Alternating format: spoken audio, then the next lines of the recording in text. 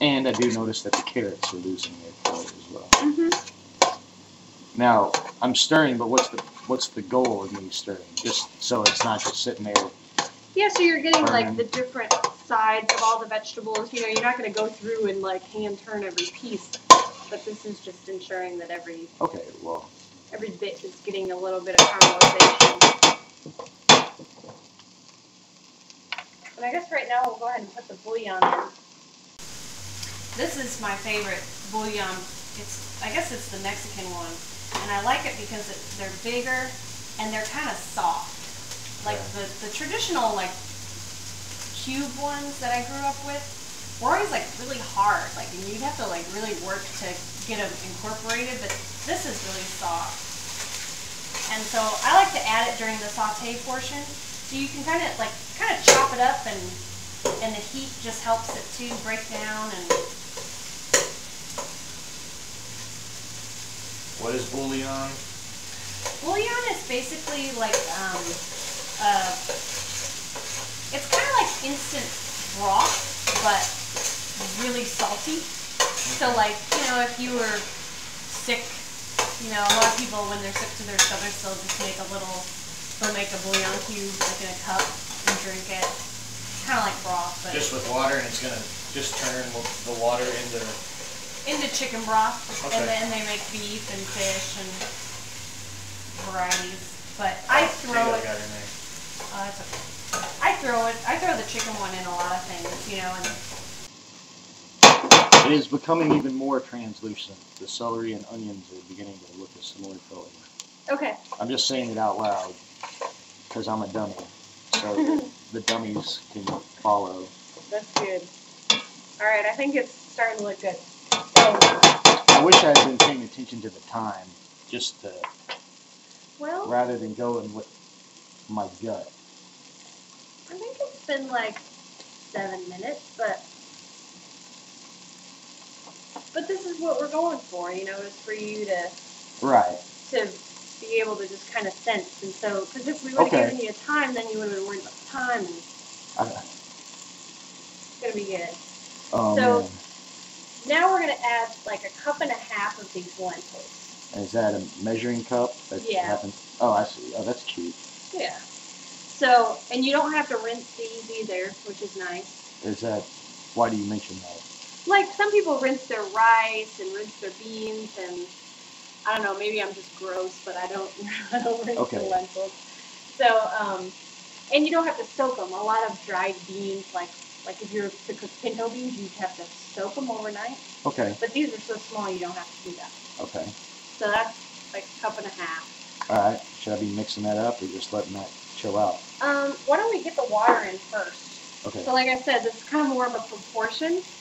I think I'm going to add it to where it's like twice as much water as the solids.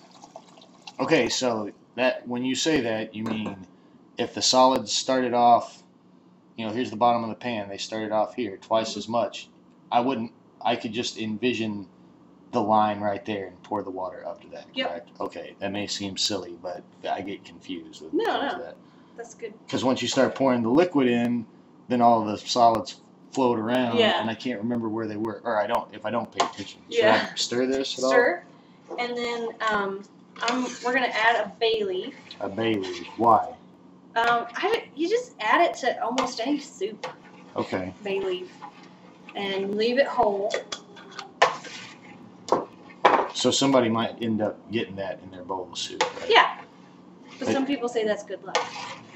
And I always think it's nice. It's kind of charming because, you know, the soup is like homemade. It's kind of like, for me, that's kind of like finding a bone in chicken soup. Like, you know, some people might be like, it's bone, but to me, it gives it cred. Okay. So notice how the lentils they're sunk to the bottom now. They're heavy. It does. And as it cooks, we're going to see that they lighten up. They're getting more filled with water, and they're going to rise to the top, and then eventually they're going to like burst open, basically. They're going to kind of disintegrate and make it into a creamy soup. Okay. So and why have we not put the potatoes in yet? The potatoes I want to put in, like, during the last 10 minutes because I don't really want the potatoes to break down and get mushy. Okay. So they will, if we put them in now, by the time we eat the soup, they'd be just like. Yeah. Okay. So we haven't altered the heat levels at all. Now, what stage are we in? We are in. We're just at the point where we need to just let it boil. Boil? So like a rolling boil? I'd say like a good simmer, and since we just put all that water in, it's going to take a while for it to come up.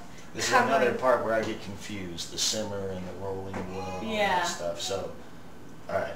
So yeah, we want it to like be going, but we don't want it to be so high that once the soup starts becoming its creamy self, it burns on the bottom. Right. So it's kind of tricky. But so right now I'm going to put the cover on so that it comes up to a boil faster.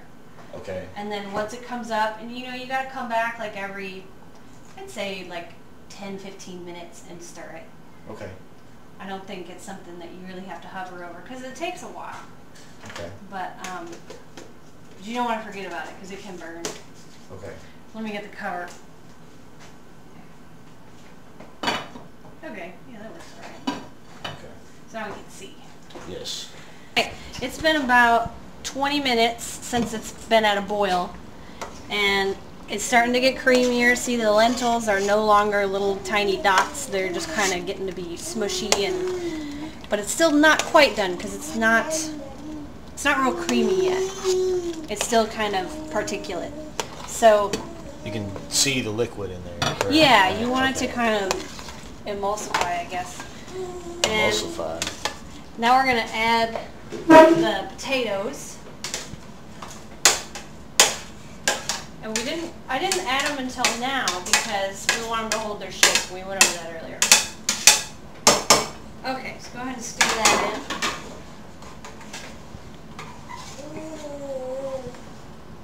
Is there can you feel any junk on the bottom? Good. I'm scraping the bottom. I've been doing that because I'm famous to myself for burning the bottom of the pan. Yeah. Whatever the hell I'm doing. Ramen noodles. No, well, Choco puffs. that happens. Yeah, my cereal in the morning, I somehow managed to burn the bowl. Well, that happens with this. And since we're on the subject, I guess I'll share a little something with you. I don't know if it's my other pan, but can you grab the other pan for me? I made a batch of this earlier, so to refresh my memory and so that we would have something to eat in between takes. And I did burn the bottom, but not so bad that and it just happens every time with this pan. So I just leave it there and I don't disturb it, So if you start feeling around when you're stirring and you're like, ooh, it feels a little funky, just let it just be leave it down there so that you don't get all this crap in your soup, Okay. So now that it's gone and it's time to clean it, I just scrape it all off and throw it away. Okay. So, but maybe it's something with that pan, I don't know. But with this pan, it looks like we're doing pretty good and it's not burning, so. Really?